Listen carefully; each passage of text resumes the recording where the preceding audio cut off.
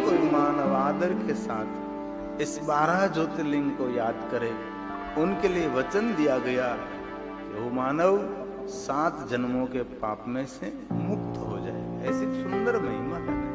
इसलिए नित्य रोज प्रातःकाल, मध्याह्न, संध्या ये 12 ज्योतिर्लिंगों को अवश्य याद करना चाहिए। और कभी अवसर मिले तो जहां शिवालय है वहां दर्शन करने जाना चाहिए। भले आप रोज ना जा सके, बहुत कुछ काम रहता है, तो सोमवार के दिन तो अवश्य जाना चाहिए। वास्तव में तो ऐसा कहा, प्रातःकाल शिव दृष्टवा निश्चित पाप विनश्यति।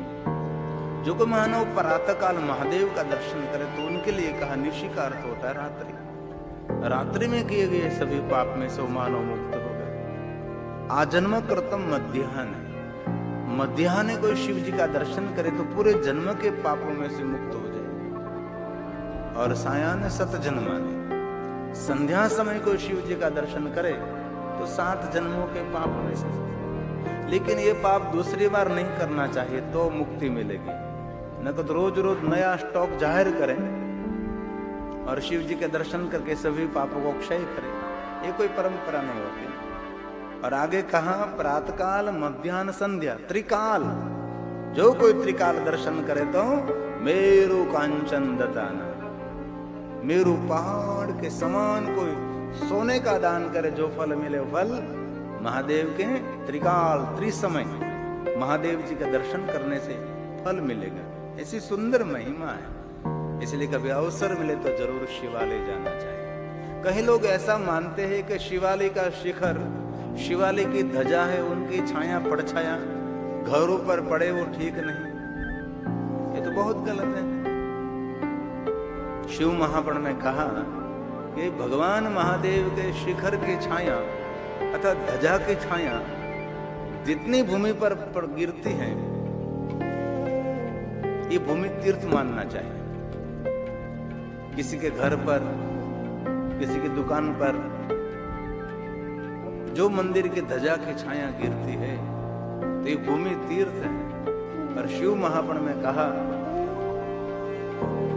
जितनी भूमि पर भगवान शंकर जी के शिखर की छाया और ध्वजा की छाया गिरती है, इस भूमि में कोई पापी व्यक्ति की मृत्यु होगी तो भी वो शिवलोक का अधिकारी हो जाएगा, क्योंकि ये भूमि तीर्थ है। ये भूमि बहुत महान भूमि है। इसलिए कोई भी घर पर, किसी की दुकान पर जो शिव जी की ध्वजा की छाया गिरती हो तो समझना चाहिए कि आपका घर, आपकी दुकान ये तीर्थ में है। उनकी बहुत महिमा है। अरे शिवालय के आसपास कोई जलाशय हो तो उनको शिव गंगेति विघ्नयम, शिव वचनम यथा। भगवान शिव जी ने वचन दिया है कि वो जल कोई सामान्य जल नहीं है, वो तो गंगा जल समान है। शिव गंगेति विघ्नयम, वो तो साक्षात शिव गंगा जल है। कभी गंगा जल आपको न मिले तो शिवालय के आसपास कोई कूप हो, बावड़ी हो, पोखरू हो, सरोवर हो, सरिता हो, तो ये जल गंगा जल के समान जल है।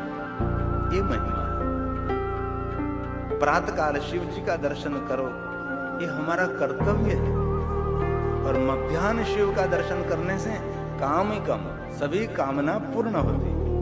और संध्या समय शिव का दर्शन करने से शांति कम। संध्या समय महादेव का दर्शन करने से शांति प्राप्त होती है। इसे भगवान शंकर जी के दर्शन की महिमा है। जब आप शिव जी का दर्शन करने जाओ तब पहले तो पगथिये को प्रणाम करें, सीढ़ी को, गणेश जी को प्रणाम करें, हनुमान जी को प्रणाम करें, नंदी महाराज को प्रणाम करें, कुर्म को प्रणाम करें। सभी गणों की वंदना करने के बाद माँ भवानी पार्वती की वंदना करें और अंत में भगवान शंकर जी को प्रणाम करें। आखिर में चले भगवान शंकर जी को प्रणाम करें, साष्टांग प्रणाम करें और महादेव जी को दंडवत प्रणाम करें। और महादेव जी को दंडवत प्रणाम पुरुष कर सकते हैं, नारी शरीर नहीं।